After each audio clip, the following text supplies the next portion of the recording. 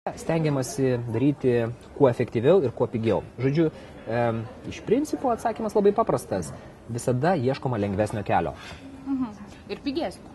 Nu, kaip pigesnė? Ne, vėl, kaip pažiūrėsi, tarkim, čia kas yra pigiau, ar nuvažiuoti į labai rimtą avariją, ten, dievas žino, už 200 km, aš čia taip fantazuoju, ar padaryti 2 lentelės verslui namuose, sėdint prie kompo, vėlgi, čia kaip pažiūrėsi. Žodžiu, bet tie dalykai yra vizualesni, suprantat, tai yra televizijos kalba. Televizijos kalba yra kokia?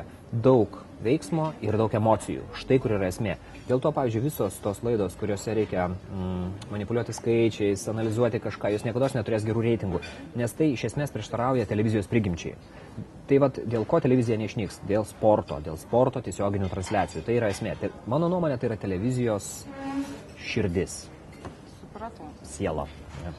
O ką pasakyti tiem verslininkams, smulkiesiam ir didesniem, kurie iš tikrųjų nori būti televizijoje ir karts nuo karto beje stebisi, kodėl jie ten negali pakliūti, kodėl jų niekas nekalbina, kodėl jie tokie neįdomus ir ar iš jų tik pinigų visi tikisi ir nori, kad... Aš manyčiau, čia geras pavyzdys būtų, tarkim, Amnesty International akcija įvykdyta Vilniuje, jie surengė spaudos konferenciją, pranešdami apie tai, kad vieni iš jų partnerių rado įrodymų, jog skrydžiai CŽV buvo čia atliekami kažkokie papildomi ir panašiai. Aš tos visos istorijos dabar tiksliai neatsimenu ir nepasakosiu, nes ne tai esmė.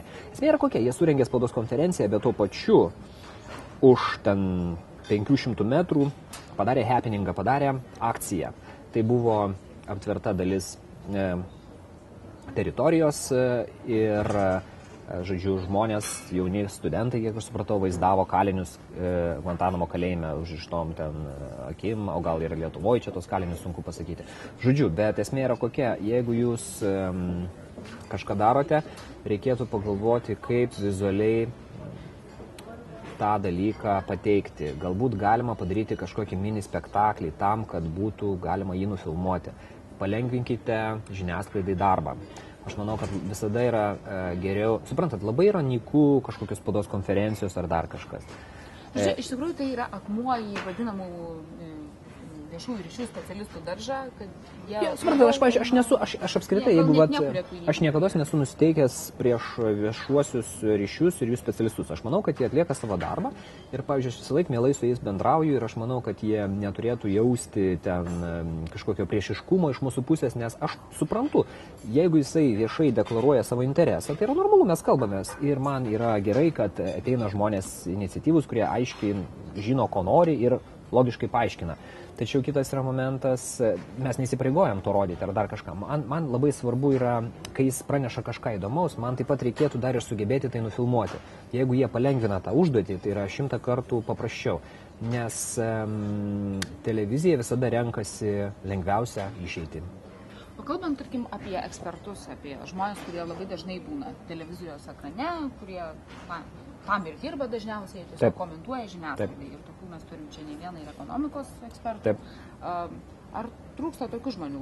Man vėlgi, aš atsakysiu paprastai. Gal, bet vėlgi, kodėl, pavyzdžiui, man Maldeikienės kai kurie, pavyzdžiui, komentarai patinka? Dėl to, kad jie yra emocingi. Iš jos tu gali sulaukti tam tikros bombos. Jis savęs neriboja, jinai neturi stabdžių. Aš suprantu, kad kai tu esi, pavyzdžiui, banko analitikas, tai yra labai sudėtinga kažką, ten bombas mėtyti, ne? Kiekvieną kartą, bet to trūksta iš tikrųjų.